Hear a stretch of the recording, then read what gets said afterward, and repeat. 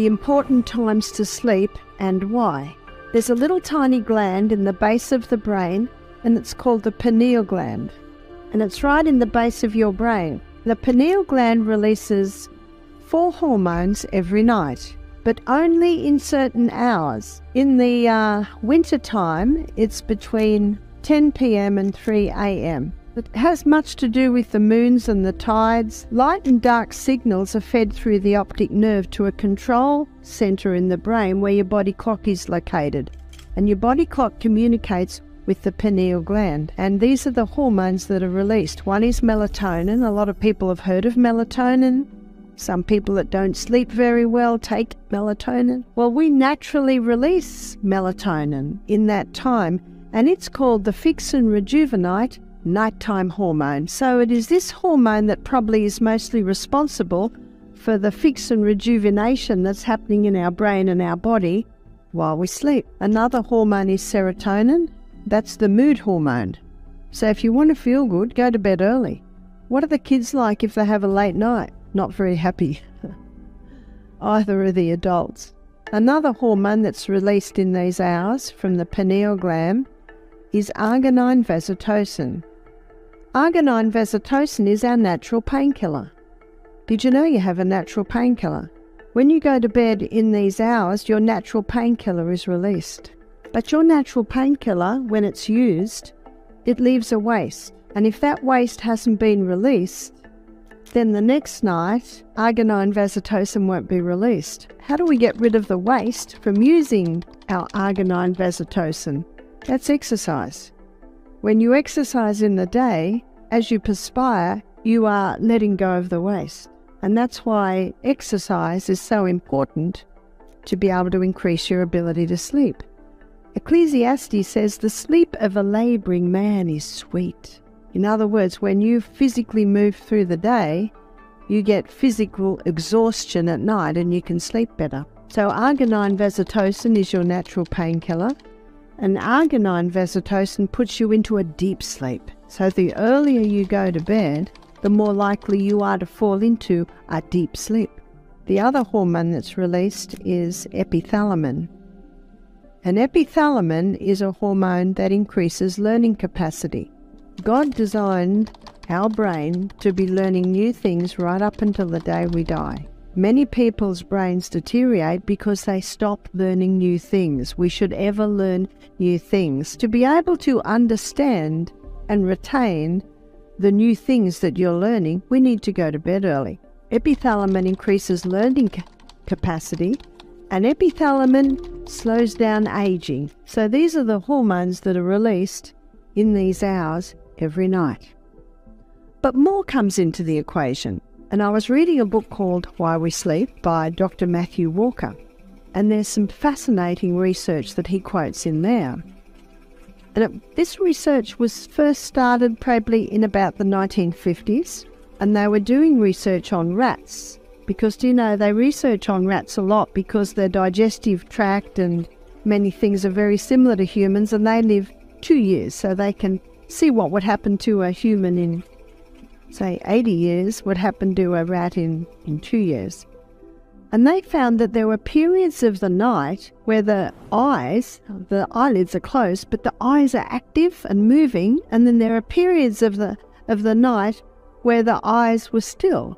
So they put electrodes on the brain and on the eyes, and what they found is when the eyes were active, the brain was active. But when the eyes were still, the brain was a little bit more still.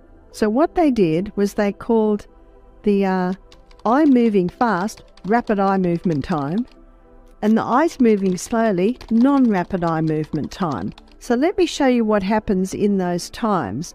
So in non-rapid eye movement time, they found that in the brain there's a courier service happening. Now all through the day, everything that happens to us is stored in our hippocampus back here. It's called the short-term storage unit. While we sleep, there's a courier service that takes all of those memories from the day up to the cortex up the top. So that's a courier service happening in non-rapid eye movement time. The other thing that's happening in non-rapid eye movement time is the cleaning system, the glymphatic system. So cleanings happen. What they found is that the brain cells seem to shrink up a bit, allowing more fluid between them, and so this cleaning system is happening. So what's cleaned up? Waste from neuronal activity, waste from the combustion of glucose and oxygen in the energy cycles in the cell, but also negative emotions. And that happens after we make the decision to forgive. So when we forgive, that seems to trigger this glymphatic system to start cleaning up the waste. So these are the two things that happen in non-rapid eye movement time.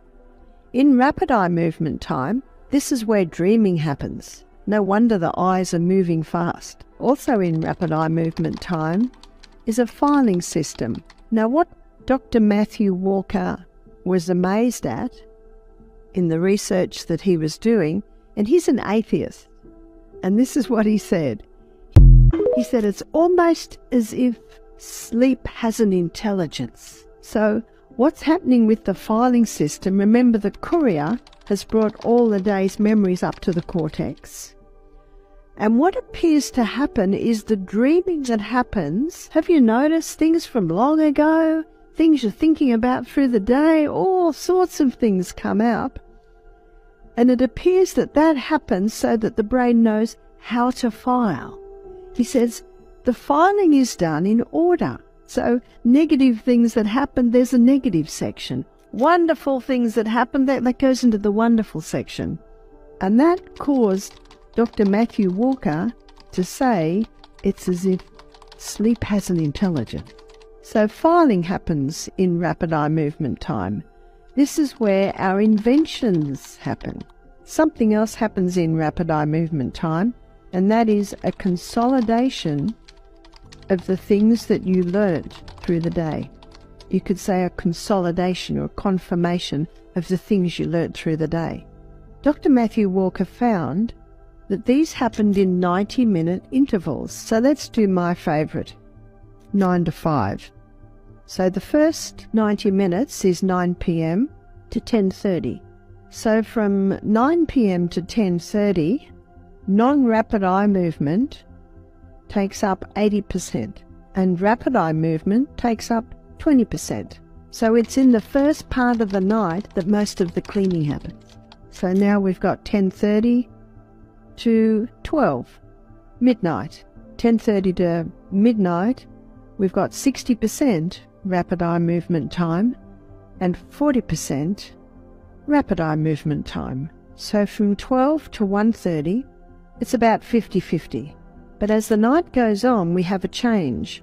So from 1:30 to 3 a.m., we've got 40% non-rapid eye movement and 60% rapid eye movement. So from 3 to 5, the last 2 hours, we've got 20% non-rapid eye movement time and 80% rapid eye movement time.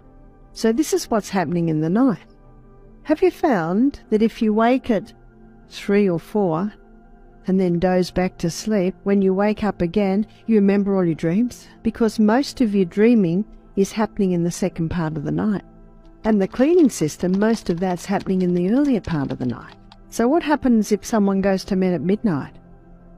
Someone goes to bed at midnight, not only have they cut down by almost half their melatonin, serotonin, agonine, basotosin and epithalamin, but they've also lost some of their cleaning. And what can also happen is they can wake up in the morning and they've still got memory from the day before in their short-term memory unit because there wasn't enough time to get it into the rapid eye movement time. Dr. Matthew Walker and his associates, they did a lot of research with this, and they got 20 students. And 20 students all learned the same things, and 10 of the students had 6 hours sleep a night, and 10 of the students had 8 hours sleep a night. And they found after 3 months, the ones on 8 hours sleep a night retained almost double what the 6 hours sleep a night. And so the study tips that he gave for the university are very interesting. Number 1, he said sleep with your windows open. He said have some sunshine every day. And I discovered that sunshine was the key to recovering from jet lag. If I sat in the sun and I put my head up to the sun with my eyes closed and let the sun's rays go through my eyelids, and then I put my head down after about 30 seconds and open my eyes and just sit outside, then I sleep the next day. Light and dark signals are fed through the optic nerve to a control centre in the brain where your body clock is located. And the body clock communicates with the pineal gland. So sunshine in the day helps us to sleep better at night because it resets that body clock. It's called your circadian rhythm. You've heard of the circadian rhythm? It is reset by sun's rays going through the eyes. Now, I never suggest we look at the sun. Our eyes will tell us not to do that, but those sun's rays help to reset the circadian rhythm. Dr. Neil Nedley, he found that up to 80% of his depressed people, their circadian rhythm was out. He also found that a lot of his depressed people were going to bed very late, and they were watching movies or playing games or on computer till late. So a couple of things were happening there. Number one, they were missing out on the rest and rejuvenation that God planned us to get every night, but they were missing out on the early morning sun. He says that first hour of light in the day, it resets your circadian rhythm for better study habits. Temperance. He was very strong on the dangers of caffeine and refined sugar, and how many students are sipping coffee late at night till midnight trying to get their study in. But what Matthew Walker found, they retain almost half as much as the people that stop the stimulants and go to bed early. That's a big difference, huge difference. And of course, 8 hours sleep a night. 8 hours, not negotiable.